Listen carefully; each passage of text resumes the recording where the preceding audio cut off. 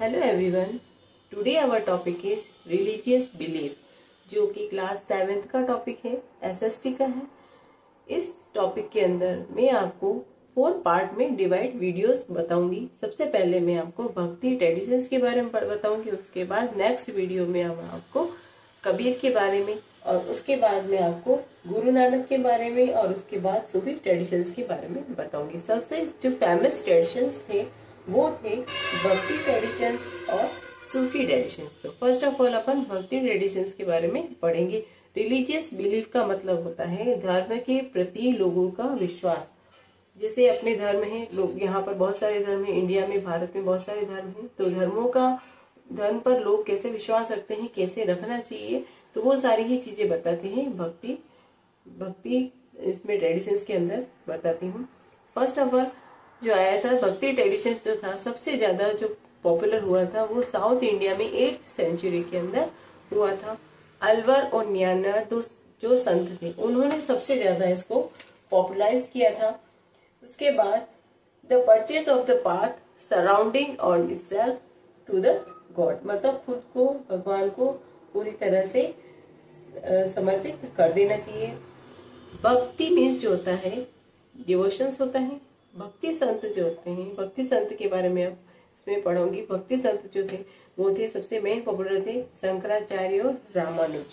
Shankaracharya Ramanuja spread the message to bhakti in south India में, और उन्होंने भक्ति जो फैलाया था, भक्ति का जो बात बताई थी वह कहाँ बताई थी, साउथ इंडिया के अंदर।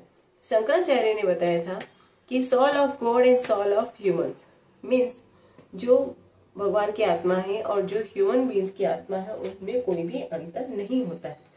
तो Shankaracharya believe that there is no difference between soul of God and soul of humans. उनके हिसाब से मोक्ष पाने का सबसे पहला और आखिरी रास्ता क्या था, वो था नॉलेज। नॉलेज के बिना कोई भी किसी भी तरह से मोक्ष को नहीं पा सकता है। तो the way of solution was through the knowledge. Ramanuja thought people to put themselves completely in the hands of God। Ramanuja ऐसे सोचते थे कि खुद को हम पूरी तरह से भगवान के हाथों में खुद को समर्पित कर देना चाहिए। Considered भक्ति to be more improvement than the knowledge। भक्ति जो बहुत ज्यादा इम्प्रूव करती है नॉलेज की बनस्पत, मतलब नॉलेज के बिना भक्ति नहीं हो सकती है। उसके बाद कुछ और संत थे जिसे नाम दिए एकनाथ, ज्ञानेश्वर, तुकाराम।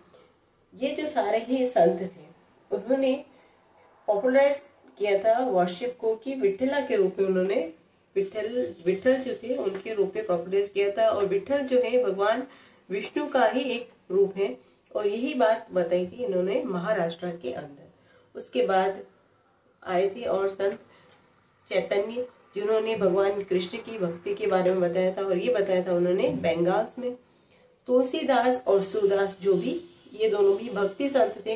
तो भक्ति संतों के बारे में अगर पूछा जाए तो रामदेव, एकनाथ, ज्ञानेश्वर, तुकाराम, चैतन्य, उसके बाद तुलसीदास, सूरदास, मीरा, और इसके साथ ही शंकराचार्य, रामानुज, ये सारे ही भक्ति संत थे। तो भक्ति संतों के बारे में अगर पूछा जाए तो इन सभी के नाम उसके अंदर आते हैं।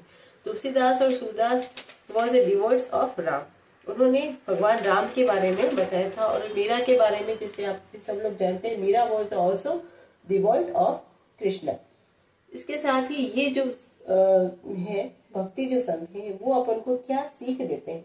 फर्स्ट सीख ये देते हैं कि selfless love and devotions share the pains of others. Knowledge is also essential part of the bhakti. All human beings are equal और devotee can express bhakti through devotional music. Means दूसरों के दुखों को हमेशा ही समझना चाहिए, और भक्ति का जो मोक्ष का जो सबसे मेन साधन है वो भगवान की भक्ति ही है, मोक्ष का सबसे पहला साधन। और बिना नॉलेज के भक्ति नहीं हो सकती। और सारे ही ह्यूमन बींग्स को उन्होंने इक्वल बताए हैं कि सारे ही लोग एक समान हैं, चाहे वो मुस्लिम है, चाहे सिख है, चाहे किसी भी जाति से है। दूसरी बात बताई उन्होंने कि भक्ति का एक अच्छा साधन है वो है गीत भजन, इसके द्वारा आप भगवान को प्राप्त कर सकते हैं। नेक्स्ट वीडियो में मैं आपको संत कबीर के बारे में पढ़ाऊंगी। तो मिलते हैं नेक्स्ट वीडियो में। Thank you.